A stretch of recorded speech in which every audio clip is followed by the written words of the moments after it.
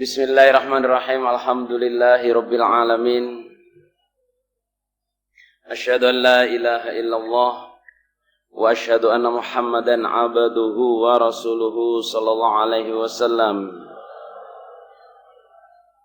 wa ala alihi wa ashabihi amma ba'da. Pagi ini saudara jamaah, saya lihat di topik ini enggak ada. Tapi saya mau memberikan topik tentang mubalek dan ulama. Apa judulnya? Mubalek dan ulama.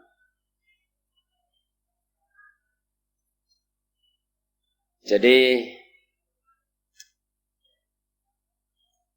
bismillahirrahmanirrahim. Muga-muga Allah paring manfaat dan barokah kepada kita semua.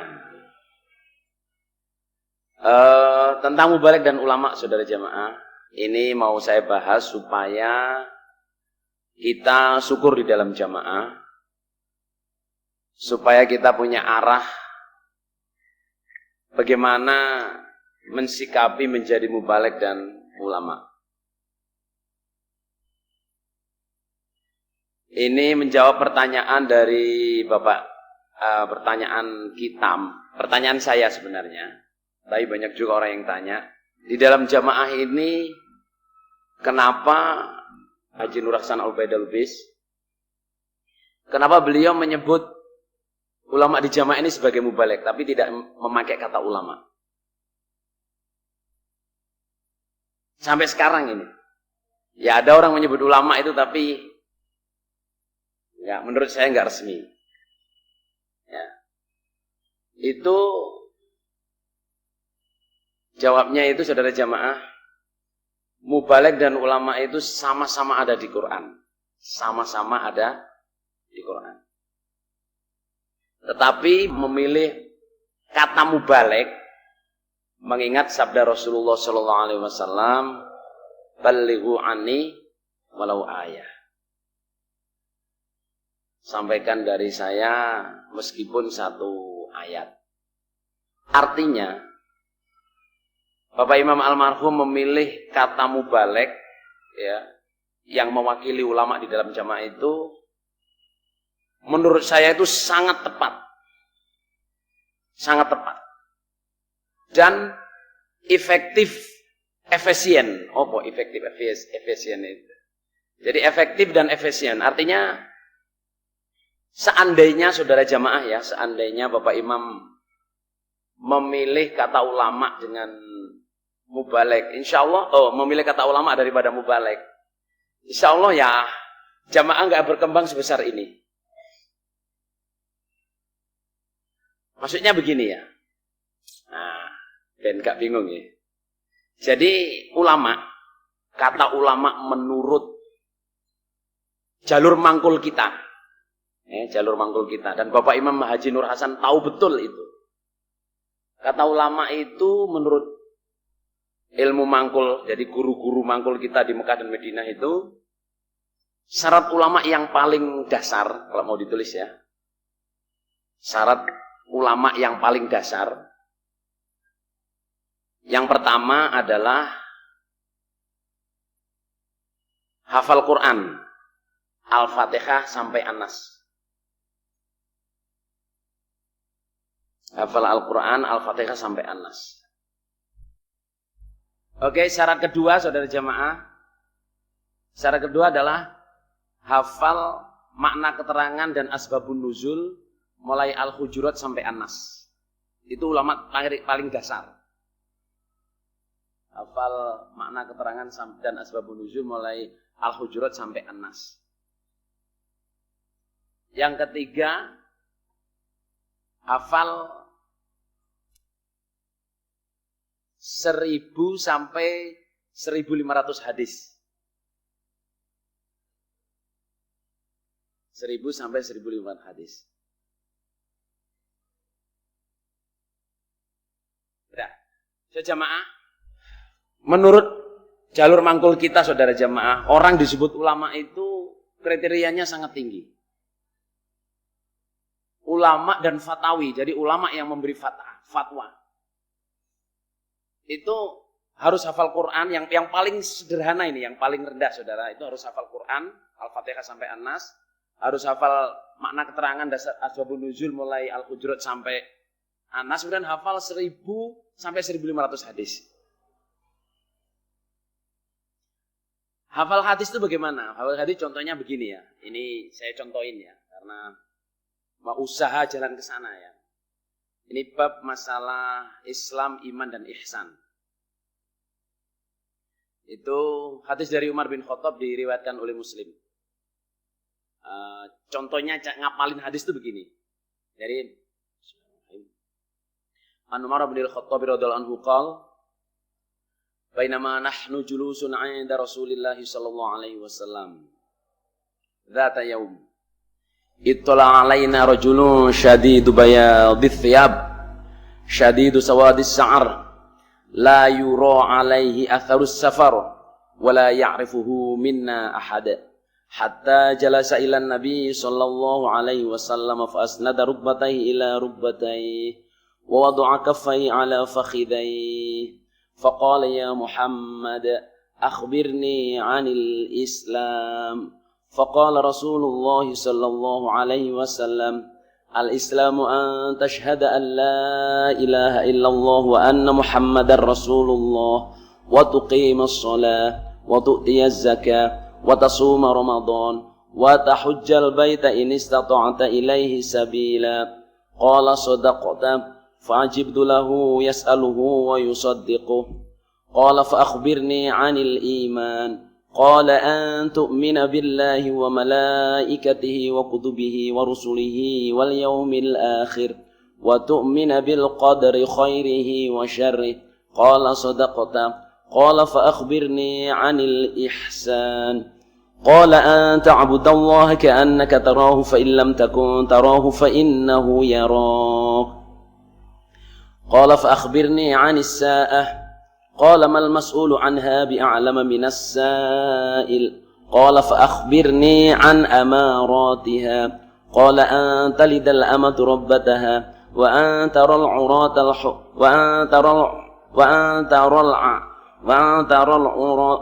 العالة وأن ترى الحفاة العالة العراة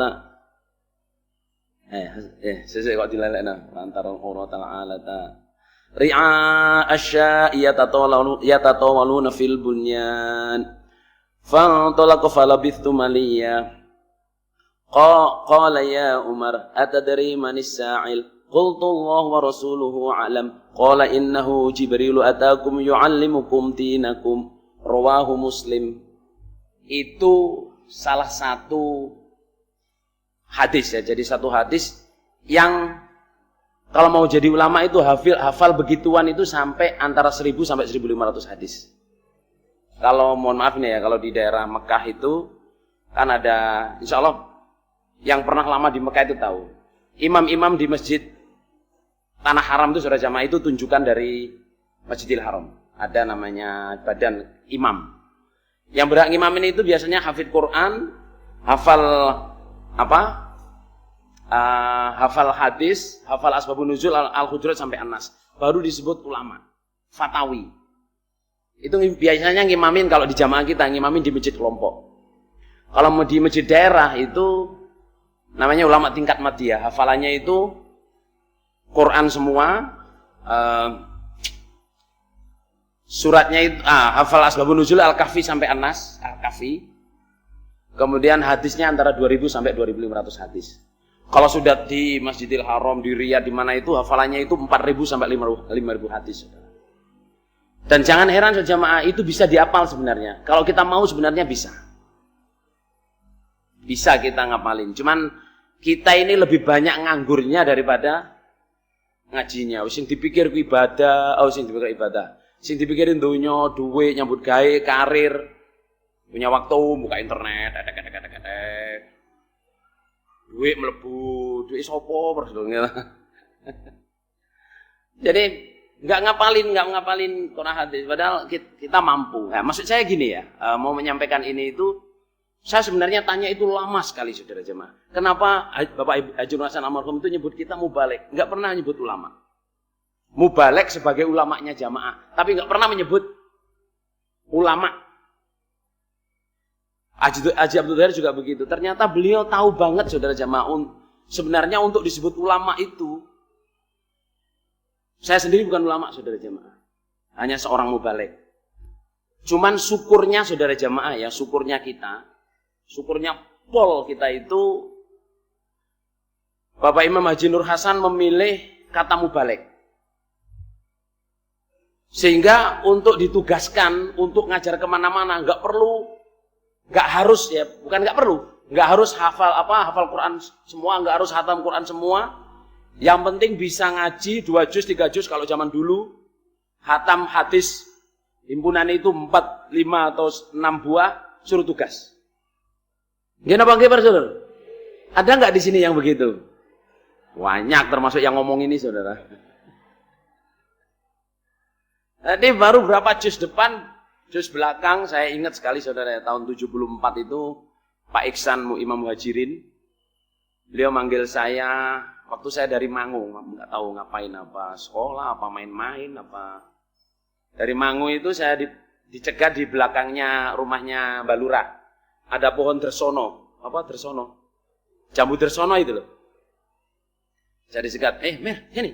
Rambut saya masih keribu, Saudara. Saya dipanggil, Mir, sini, Mir. Enten opo? Kamu wani tugas apa ora? Wantun. Nah, terus katamu apa? Yang depan mungkin 2 juz, belakang 3 juz. Hadisnya apa? Saya ingat kitab shalah, janais, adab, adilah, manasik haji. Ada 6 insyaallah. Oh ya wis tugas om.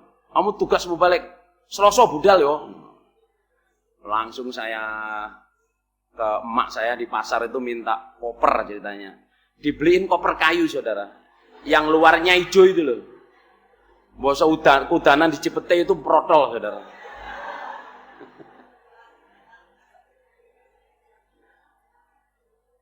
Itu salah satu cerita dari ribuan cerita mubaligh-mubaligh di jamaah zaman itu. Ribuan, bukan ratusan, ribuan.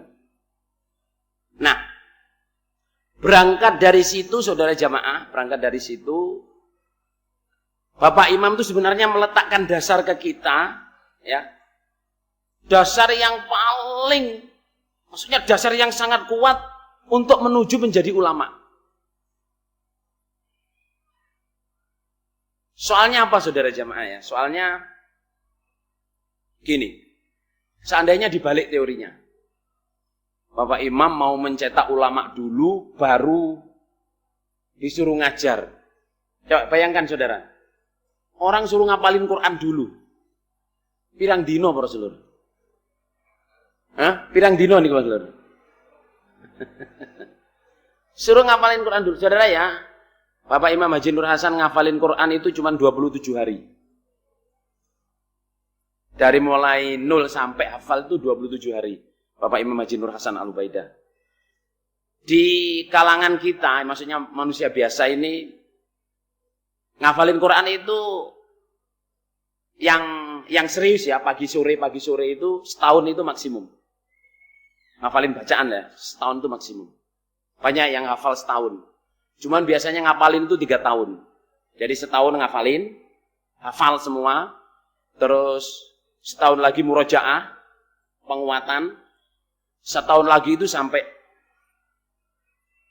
setahun lagi untuk penguatan lagi. Jadi tes, mulai tes ayat ini suruh terusin, ayat ini suruh terusin. Ayat ini ada di mana aja, kan enten ayat yang apa? Sama-sama itu.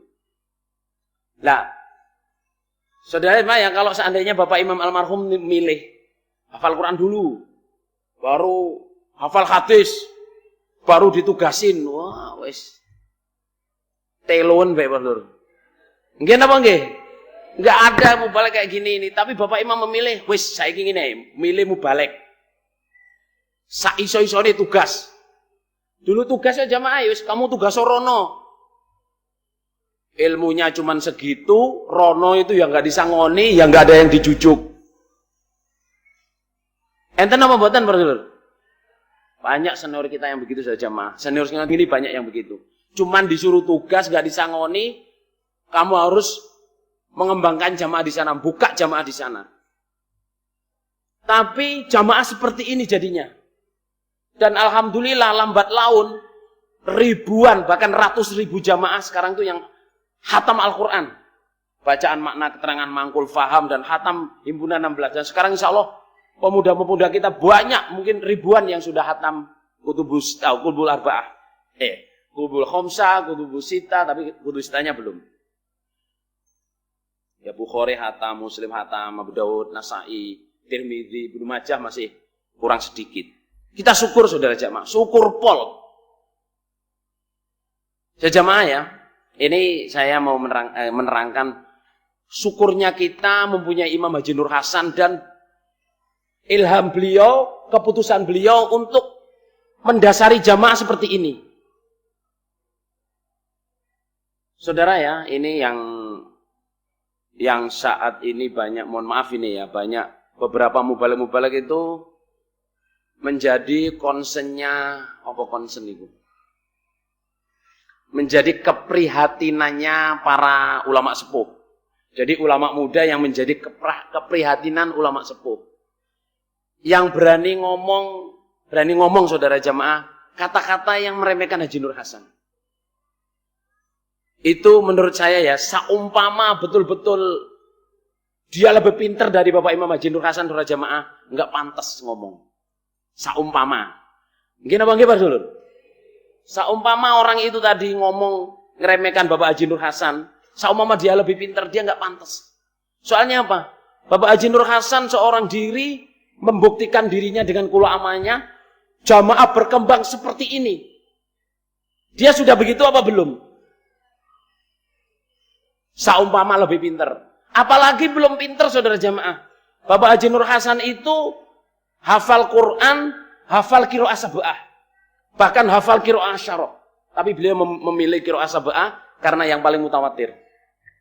Dimangkulkan jamaah, ibu saya itu cerita. Bapak Haji Nur Hasan itu kalau mangkul itu Qurannya hanya untuk ini, kosong blong. Dan hafal bacaan nggak usah ditandain jim, kho, ain, nggak pernah. Loh, kok mboten tandane Pak Haji? Aku hafal kok. Ya jamaah yang ngaji qiraah sab'ah itu jangankan gundulan maksud jamaah. Ditulisi kadang-kadang jek bingung ya, Lur. Nggih napa nggih? Sing gak bingung iki sing gak tahu pelajar, Bro, Lur. Gak bingung belas, ya. Lah nek sing belajar iku bingung. Lah Bapak Haji Nur Hasan itu hafal. Bahkan ibu saya cerita itu ya, Bapak Haji Nur Hasan itu Bukhari, Muslim itu hafal dengan hadasananya. Jadi misalnya hadasana Qutaibah. Qutaibah itu siapa, lahirnya tahun berapa, meninggalnya tahun berapa, gurunya siapa, muridnya siapa, teman-teman bergurunya siapa, kitab-kitabnya apa, dia itu hafal. Nah kita sekarang udah ngapal matan hadisnya kadang-kadang lali-lali ya Bang gitu. Nah itu. Nah terus saudara jamaah yang kita syukur lagi ya, cara Bapak Haji Nur Hasan ini, Bapak Haji Nur Hasan ini meletakkan dasar ke kita mubalek-mubalek di sini, ulama-ulama katakanlah, untuk bisa menjadi ulama, tapi dasarnya sudah punya. Apa itu? Saudara ya, masih ingat waktu Syekh Ahmad Qodhi. Ahmad Qodhi yang dari Saudi saya ajak ke sini pertama dulu itu. Syekh Ahmad Qodhi itu beliau itu dosen di Ummul Qura, doktor dosen di Ummul Qura. Bapaknya wakil menteri haji Saudi. Lah, mbahnya Ahmad Qodhi ini muridnya Umar Hamdan. Jadi saudara mudanya Bapak Haji Nur Hasan. Lah, waktu kesini, ini saya cerita supaya jamaah ngeh ya. Aslinya itu saya diminta oleh Haji Sultan Aulia untuk jalur apa?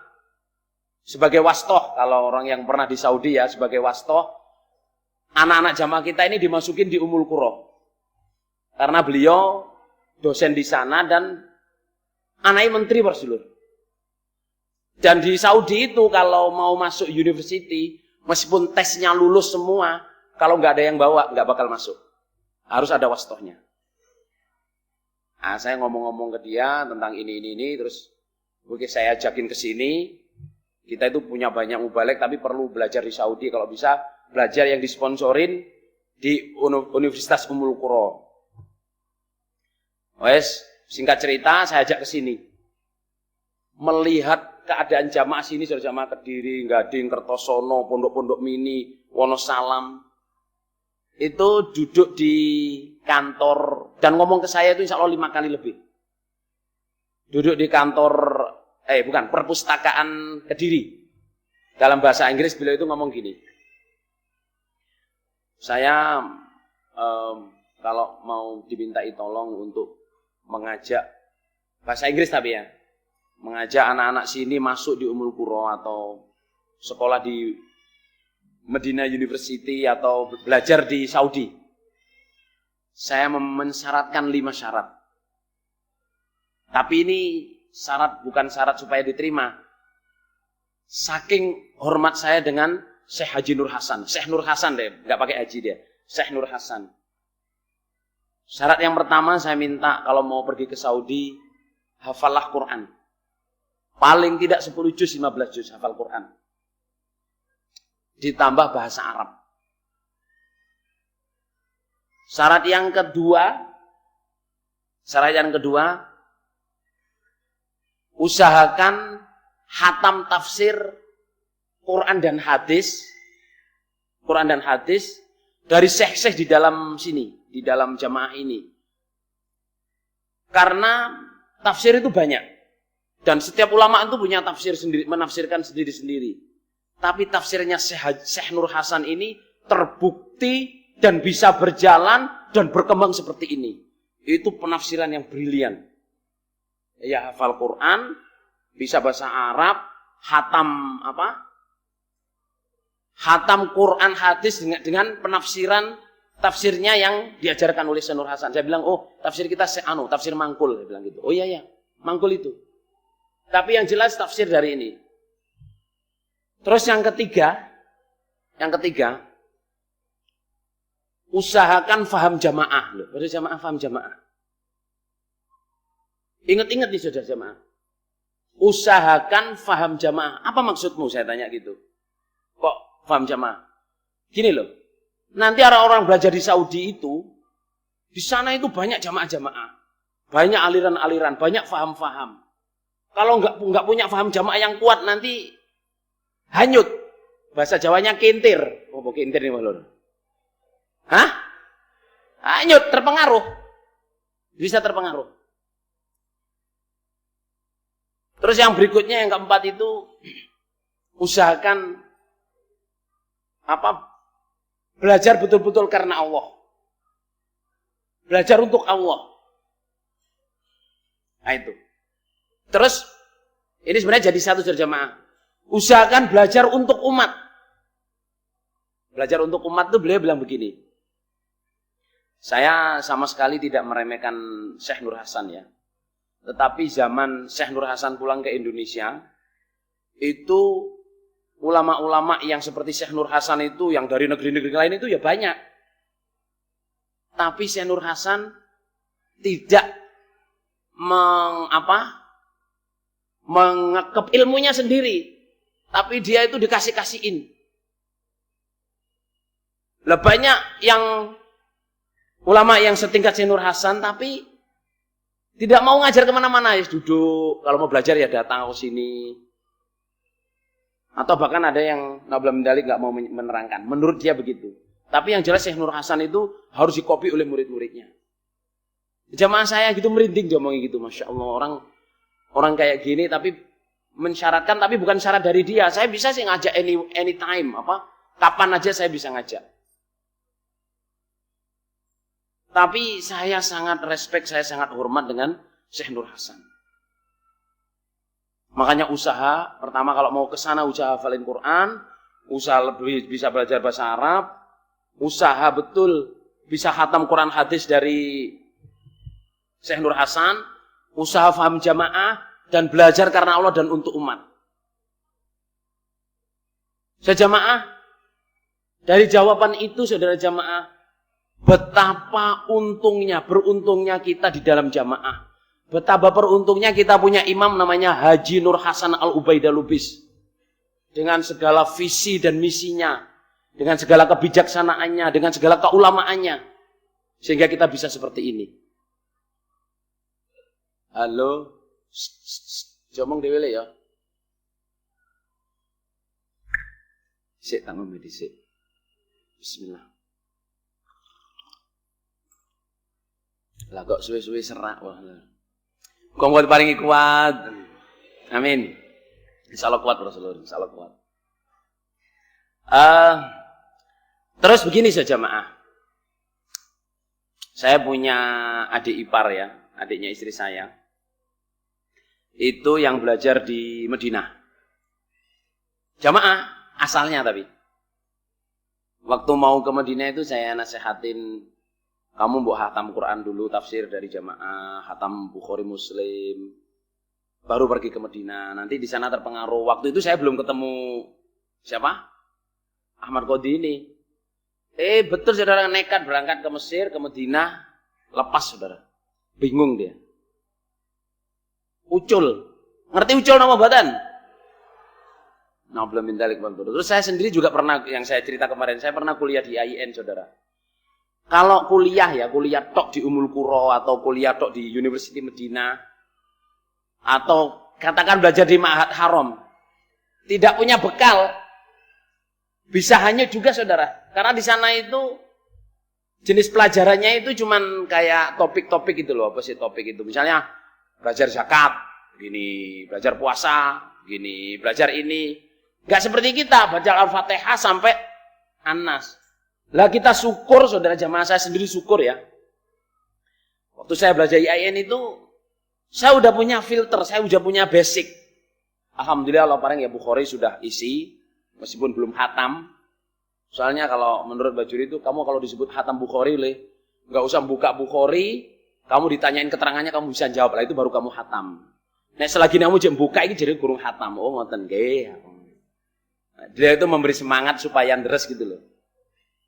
Jadi Bukhari saya sudah isi, Muslim saya sudah isi, Nasa'i, Abu Dawud, Tirmidzi saya sudah isi. Jadi waktu kuliah itu ya, apa omongannya guru itu saya tahu, oh hadisnya di sini, hadisnya di sini. Oh keterangannya ini mencelek, sih.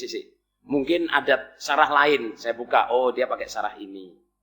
Jadi keterangannya itu tidak sesuai dengan, maksudnya belum pernah saya dengar, tapi ternyata ada sumbernya. Itu tidak filter saudara. Lah teman-teman kita, alhamdulillah para generus kita yang belajar di Saudi saudara jamaah, itu rata-rata udah hafal menghafalin Quran dan banyak yang hafal Quran dan sudah hatam itu. Hatam isinya Bukhari, Muslim, Nasa'i, bro itu sehingga belajar di Masjidil Haram itu mudah. Mudah. Lah, saya menerangkan tentang mubalik dan ulama ini ya supaya para mubalik kita yang pertama humble, tawadu, andap asor, okay? Yang kedua supaya syukur kepada keadaan kita. Bapak Imam meletakkan dasar ke kita ya, syukur. Alhamdulillah kita ini diawali dari mubalik. Tes, lulus, tugas, balik lagi. Tes harus balik lagi ngaji, tugas lagi ngaji, tugasnya sehingga matangnya dengan berjalan. Saya ingat Cak Dohir itu waktu saya usul ngomong tentang pondok bahasa Arab saudara. Beliau gambarkan gini loh Mir. Mubalak kita itu kalau urusan bahasa Arab itu kita kayak kernet. Maksudnya apa, Pak? Kernet nukang montir itu loh. Jadi orang nggak punya dasar apa-apa langsung dimasukin di bengkel. Kongon jupono obeng, kunci 10, kunci 20, kon buka busi, kon ngersi-ngersi, cuman gitu aja. Itu setahun 2 tahun bisa bongkar pasang mobil. Lah kalau sudah bisa, terus sekolah STM jurusan mesin, enting saudara. Enting apa mboten? Tapi nek sekolah di CSTM, ya toh, tanpa teori, tanpa praktek, mek teori, dikai motor kon bongkar, iso bongkar tapi gak iso balik nih kan. Tapi maksudnya beliau itu cara berpikirnya itu sederhana. Berarti uangnya yang penting dilebokno bengkel lah, yang penting buka Quran, buka hadis, dimaknai, diterangno, dipraktekno, maknai terangno, praktekno. Pengen belajar bahasa Arab, pengen kuliah nanggone sing Arab-Arab iku guampil. Nyatanya memang begitu, Saudara. Jadi pertama ya, saya terangkan ini supaya kita rendah hati, humble. Saya masih belum ulama. Oke. Saya mau disebut ulama, ya saya janganlah. Kalau ulama kecil lah. Oke. Terus supaya kita syukur tapi kepada Bapak Imam yang meletakkan dasar ini. Yang ketiga, supaya kita ketahui bahwa mubalek ini untuk menuju ulama itu lebih mudah daripada orang biasa mau menjadi ulama. Mubalek itu punya dasar mubalek ini lebih mudah untuk menuju menjadi apa? Ulama.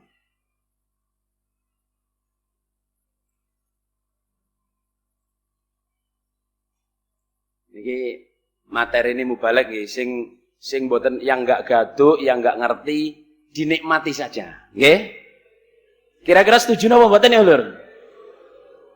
Jadi yang tidak ngerti dinikmati saja. Nanti ada bagiannya sendiri. Alhamdulillah jazakumullahu khairan. Muga-muga Allah paring manfaat dan barokah. Berikutnya yang waktu mungkin ya 1 jam ya. Saya ingin menyampaikan tentang mangkul.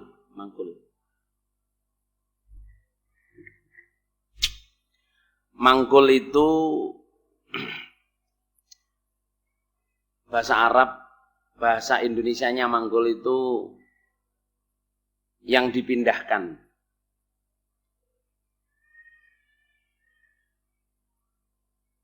Kalau menurut istilah mangkul itu adalah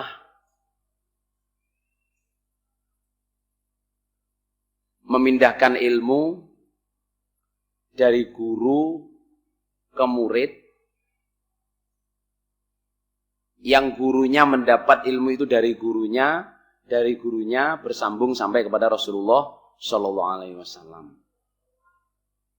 Kalau menurut Bapak Imam almarhum Haji Nur Hasan itu mangkul musnad muttasil.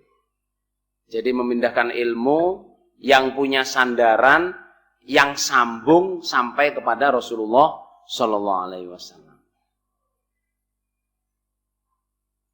Nah, menurut istilah hukumnya, ilmu Quran hadis ini harus didapat dengan cara mangkul. Harus didapat dengan cara mangkul. Menurut istilahnya. Ilmu Quran hadis harus didapat dengan cara, apa sudah jamaah? Mangkul. Kalau tidak mangkul, ilmu itu tidak sah. Kalau tidak mangkul, ilmu itu tidak sah. Berdasarkan sabda Rasulullah Sallallahu Alaihi Wasallam, "Man fi kitabillahi azza wa jalla bi ra'yihi fa asoba faqad akhta." Barang siapa yang berkata di dalam kitab Allah, berkata itu maksudnya membaca, memaknai dan menerangkan. Dalam kitab Allah bi ra'yihi itu meskipun benar, hasilnya benar, tapi hukumnya salah, artinya tidak diterima. Ada yang punya ini enggak? Di sini ya, enggak usah dibawa ke sini. Maksudnya, ada yang punya tafsir Quran bahasa Indonesia. Cetakan Depak itu loh. Punya enggak? Ada yang punya ya? Terus ada yang punya itu, yang cetakan bahasa Indonesia yang dicetak di Saudi, yang di Madinah. Warnanya coklat. Tulisannya luarnya emas. Ada yang punya ya? Coba di situ dibuka ya nanti, silahkan dibuka sendiri. Di situ itu diterangkan sejarah tafsir. Di situ itu diterangkan sejarah apa? Tafsir. Tafsir itu yang pertama adalah namanya tafsir mangkul.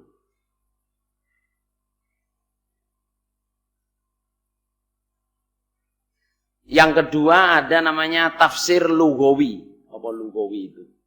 Tafsir berdasarkan bahasa.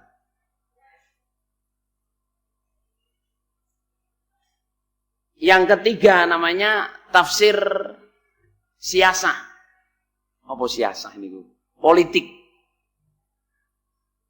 Nanti dilihat sendiri, amal soleh dilihat sendiri ya. Di buku Depak itu ditulis, di buku Depak ya, di Quran tafsir yang cetakannya Depak itu diterangkan bahwa yang namanya tafsir itu ada tafsir mangkul. Tafsir mangkul itu tafsir yang dikerjakan oleh Nabi kepada sahabat. Nabi Muhammad SAW kepada sahabat radhiyallahu anhum. Calon-calon mubalek harus di atas ya. Ditulis itu ya. Jadi tafsir mangkul itu adalah tafsir yang dikerjakan oleh Nabi untuk sahabat. Nah, tafsir mangkul ini ciri khasnya tidak memandang dari segi bahasa dan politik. Hanya memandang dari segi praktikal. Apa praktikal nih? Apa? Praktek. Segi praktek. Contoh. Di Quran itu ada begini. Innallaha wa malaikatahu yusholluna 'alan nabi. Nggih? Ya ayyuhalladzina amanu, apa tulisannya? Shollu alaihi wasallimu taslima. Itu Nabi saudara jamaah, para sahabat itu cuman gini. Tanyanya gini, fa ammas salam qad alimna ya Rasulullah, fa kaifa sholatu alaik. Nabi, kalau salam saya sudah tahu, assalamu alayka ayyuhan nabiyyu wa rahmatullahi wa barakatuh. Sekarang sholawatnya bagaimana? Terus Nabi diem menunggu wahyu. Habis itu tanya, mana yang tanya tadi? Oh saya Nabi. Qul Allahumma sholli ala Muhammad wa ala ali Muhammad kama shollaita ala ali Ibrahim wa barik ala Muhammad wa ala ali Muhammad kama barakta ala Ibrahim fil alamin innaka Hamidum Majid. Itu salah satu dari 17 sholawat yang saya lihat di Nasa'i. Ada yang Allahumma sholli ala Muhammad wa ala ali Muhammad kama shollaita ala Ibrahim wa ala ali Ibrahim innaka Hamidum Majid. Allahumma barik ala Muhammad wa ala ali Muhammad kama barakta ala Ibrahim wa ala ali Ibrahim innaka Hamidum Majid. Ada yang begitu, ada yang macam-macam sampai 17. Poinnya saudara jamaah, Nabi menafsirkan Quran kepada sahabat itu enggak melihat dari segi lugawinya. Ini solu ini asal katanya apa? Terus anunya apa enggak? Pokoknya ayat yang ini praktek yang ini, ayat yang ini praktek yang ini. That's it. Lah yang dikerjakan oleh Bapak Imam kepada kita, beliau memilih tafsir mangkul. Wis gurune ngene terus disampaikan ke jamaah, tulisan. Alif lam mim ayat mutasyabihat. Wa may ya'lamu ta'wilahu illallah. Gak usah dimaknani sing rum yang Gusti Allah tok. Zalika utai mungkin iku alkitab kitab la raiba ora mamang fi dalam kitab. Kitab Quran iki ora ana mamang, tegese isine ora enek, isine pasti dan kita tidak boleh meragukan. Isinya pasti. La raiba itu bisa bermakna dua. Tidak ada ragu-ragu di dalam kitab, maksudnya enggak ada keraguan, isinya semua benar dan kita tidak boleh ragu-ragu. Hudal lil muttaqin, petunjuk bagi orang takwa. Kan ngoten ta, Dulur? Itu namanya tafsir mangkul, ditafsirkan apa adanya dan praktikal. Lah, tafsir lugawi itu saudara jamaah itu sudah mutaqaddimin. Jadi setelah eranya Nabi itu, era para tabi'in, banyak muncul tafsir lugawi. Dari segi bahasa, memang orang Arab itu kan pinter bahasa saudara jamaah. Akhirnya muncul yang namanya nahwu shorof, sak pinunggalane itu.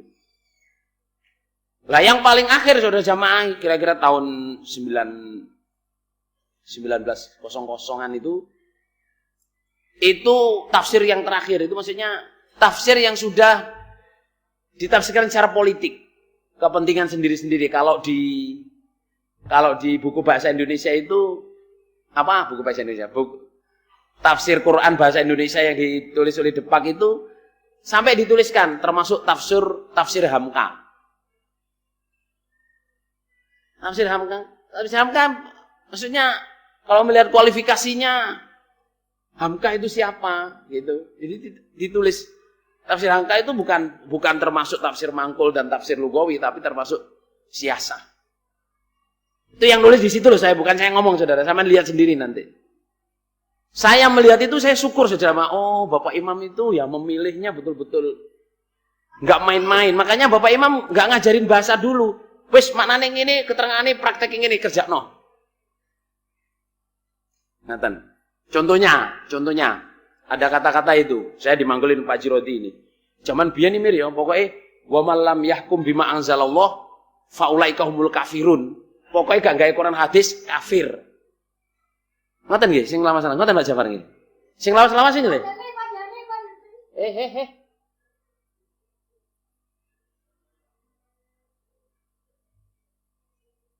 Ada cilik Mas. Biarin mau arek cilik ngono iku biasanya malah dianggap fun Bro. Gitu. Jadi ngomong apa iku Mang sampe ilang. Sik ngopi dhisik.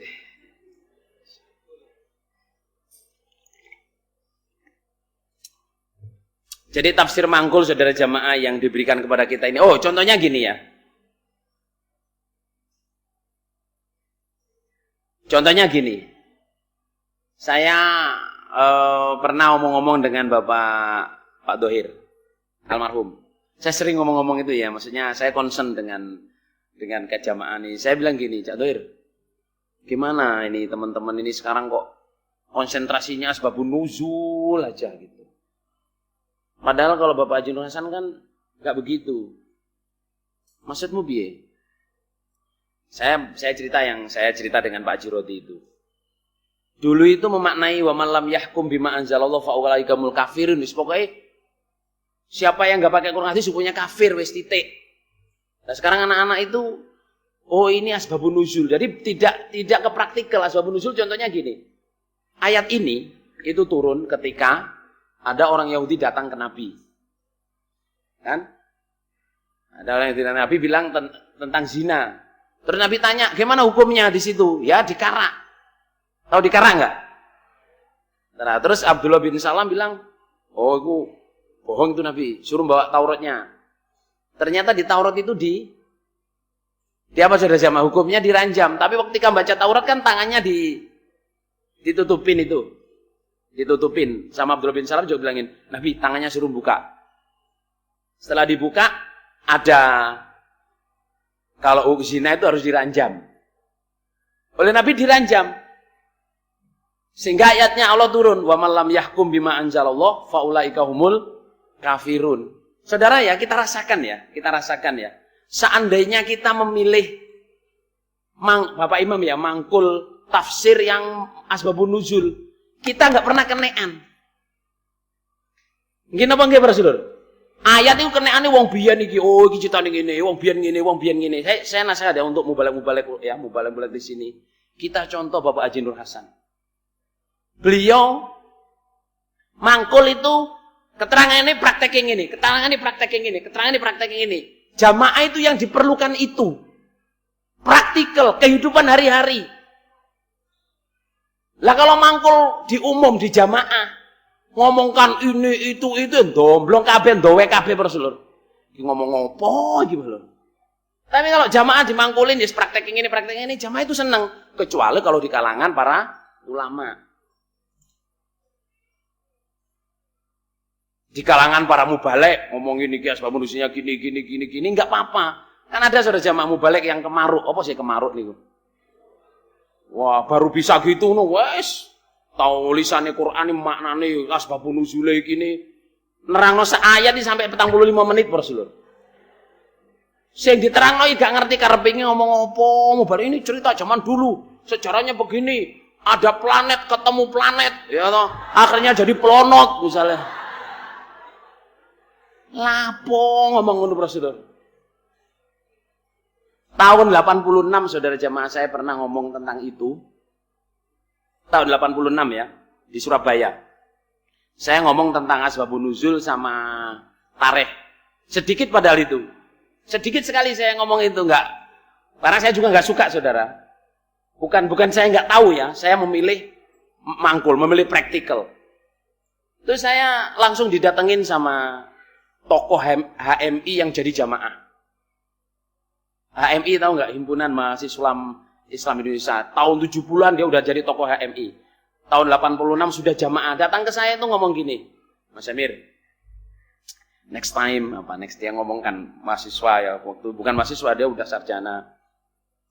Besok-besok kalau ngomong nggak usah nyampein yang gitu-gituan deh. Saya udah kenyang yang gitu-gitu itu, nggak mau perubahan. Yang asbabun nuzul yang gini saya udah kenyang. Di luar tuh yang dipelajarin ya itu, tapi nggak ada prakteknya. Saya itu jadi jamaah itu karena ngelihat ayatnya begini, maknanya gini, prakteknya gini. Ayatnya begini, maknanya gini, prakteknya gini. Itu yang menarik kita. Nah, gitu-gitu di luar udah banyak yang lebih pinter. Mungkin apa enggak Rasulullah? Yang pernah sekolah di AIN di mana-mana itu loh, itu yang namanya yang dipelajarin ya itu. Tapi gak pedok-pedok. Apa gak pedok-pedok itu? Kebenaran itu gak jumpa-jumpa. Lah kita ini gak berapa itu, kita ini oleh Bapak Amin dijumpakan. Iki lho dalane swarga. Wis, lakonono. Cara panganan ono iki lho. Lesu ta awakmu iki lho panganan. Sate, gulai, sego, tempe, tahu, tumpuk Rasulullah. Gak usah mikir iki carane gawe sunduke sate ya apa ngono. Oh, golek pring dhisik ngono. Pringe kudu pring apus. Pring apus rupane piye? Oh, pring apus iki kok dawa sing bunge kena dijangan lho. Bung iku apa lho? Wis akhire gak ngaji-ngaji wae lho. Wong sate karek mangan ae mikir sunduke iki piye? Pringe pring apa? Carane gawe ya apa? Ngerti maksud saya Saudara jamaah? Di luar jamaah itu yang dipelajarin itu yang ruwet-ruwetnya itu. Padahal gak penting, wong wis dituki ya. Al yauma aktul amaltu lakum dinakum wa atmamtu alaikum nikmati wa raditu lakumul islama dina. Bapak Imam tuh ngasih ke kita jenurasan itu, iki lho wis panganan. Nek ping mlebu swarga iki lakonono. Lapo mikir liya-liyane Rasulullah. Mosol nduk sate pringe, mosol terus tahu lho. Tahu iki apa? Oh iki dele lho. Kok iso tahu dele? Piye carane? Kowe takok bayan lho. Lengkong iku. Endi bayan arek? Lah wong karek mangan ae lho, mangan tau kan karek mangan tok Rasulullah. Lah apa takoki pabrike piye anu piye? Lho iki nek ampase bareng. Lho ampase ya apa? Dadi menjos no. Lho menjos ya apa? Ah, wong karek naplok ae kok ya.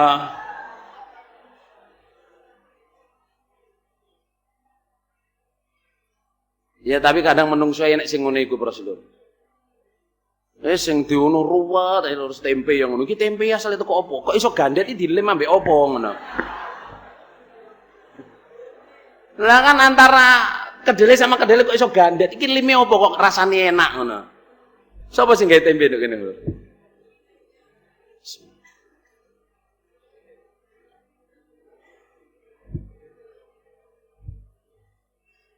Jadi kita oleh Bapak Imam itu jamaah ilmu mangkul ini ilmu yang Masya Allah Saudara. Contoh ya, contoh. Wong Islam kudu nek kemangkulan kita kan, orang mau disebut Islam harus jamaah. La islama illa bil jamaah. Kalau mau disebut jamaah harus punya imam. Kalau mau punya imam harus baiat. Kalau mau menyebut oh ini imam saya harus baiat. Kalau sudah baiat harus taat, itu jalan surga. Wes ngono tok. Kalau di luar gak gitu Saudara. Loh, kok iso la islama illa bil jamaah? Lah jamaah itu harus apa? Oh, jamaah terus punya imam loh. Imamnya kriterianya bagaimana? Wah, dipilih walau kriteria. Saya jumpa ini. Bikin kriteria sendiri Saudara. Imam itu harus berasik gede misalnya. Tangane drijine dawa-dawa misalnya. Nah, maksudnya yang mohon maaf ya, saya gurokan itu karena sampai nggak mungkin sampai nggak jadi bikin jamaah. Disyaratkan sendiri yang sulit. Ya toh? Susah sampai nggak jadi bikin jamaah. Siapa di antara kita yang bisa begini? Oh nggak ada, ya udah nggak udah bikin jamaah. Besok aja muktamar berikutnya. Muktamar lagi, siapa yang ini? Oh belum ada, kita nunggu lagi. Nunggu Ratu Adil datang. Padahal mangkulnya nggak gitu. Mangkulnya nggak begitu saudara, mangkulnya itu sahabat. Ya toh? Bepergian. Tuh, kaifa tuqomul imamah. Bagaimana didirikan keimaman. Itu mangkulnya dari sahabat kan? Ada sahabat 3 orang bepergian. Salah satunya ngomong, Nabi pernah ngomong, kalau kita bepergian, nggak halal, 3 orang nggak halal kecuali membuat imam. Sahabat yang lain, ya udah kamu aja yang jadi imam. Ya wes itu saudara. Ya udah kamu aja yang jadi. Maksudnya yang ngomong itu tadi karena dia yang terfaham kan, yang terfaqih. Kamu jadi imam. Jadi saudara. Bikin jamaah seperti itu. Nek disyarat Nabi loh ya. Ini Nabi ya. Kalau orang bikin syarat. Nabi itu kan ngomong. Walau abdan habasyian. Meskipun yang jadi imam itu budak Habsyi, kita harus taat lah. Budak Habsyi itu kalau menurut kriteria kan nggak masuk saudara. Kalau bikin kriteria sendiri loh. Jadi Nabi itu sing ngadeg jamaah pertama kuno sopo. Wis di beat, ya wis beat rono ae. Nah itu. Nah ini kita syukur pol di jamaah saudara jamaah, kita syukur pol. Bapak Imam Haji Nur Hasan itu betul-betul meletakkan dasar kefahaman jamaah ini melalui mubalek dan ulama. Memilih dari mubalek, memilih dari ilmu mangkul dulu, memilih dari praktikal dulu. Ditokno. Lah dene kok kamu mau belajar imam yang baik itu bagaimana? Di hadisnya kan ada kan khiyarul imam. Kan? Pilihannya imam itu gini, yang jamaahnya senang dan dia juga senang jamaah, yang jamaahnya mendoakan dan jamaahnya mendoakan. Kalau imam yang paling jelek apa? Imamnya dibenci jamaahnya, jamaahnya juga benci dengan imamnya. Imamnya mendoakan jelek ke jamaahnya, jamaahnya mendoakan jelek ke imamnya. Wah, itu tidak betul itu. Nah itu. Seterusnya. Jadi jamaah kita ini sudah jamaah praktikal, jamaah mangkul. Dalam swarga ya ngene iki. Nah tapi kurang hadis jamaah swarga gak jamaah neraka, wis full stop. Ojo dianalisa maneh. Ya dianalisa lagi seperti itu tadi saudara. Dikai gule, sate, tahu, tempe, tumpuk lur dipowikir. Gule ya asale teko apa? Oh, gule iki bumbune bumbu pepek. Kencur, jahe, laos, ketumbar, miri, kabeh. Endi terus goleki nang pasar terus lho. Kencur rupane koyo piye? Karek mangan selak mambu iki lho, selak mambu. Nggih napa nggih, Lur? Panganan mari mbok pangan terus golek ana. Ojo sik aku gorong ro bumbune apa iki nang pasar. Mbok sik bosok terus, Lur. Nggih to? Saya kita jamaah udah dikasih lho, jalan ke surga nah, tapi Quran hadis jamaah. Dalilnya ini, prakteknya begini, BA tuh begini, taat tuh begini, jadi imam tuh begini, sudah jalan. Tinggal ikut. Ojo mbok analisa manene, kok judek prosedur selak mambu. Ngoten. Muga-muga Allah paring manfaat dan barokah. Mudah-mudahan Allah paring karena Allah. Assalamualaikum warahmatullahi wabarakatuh.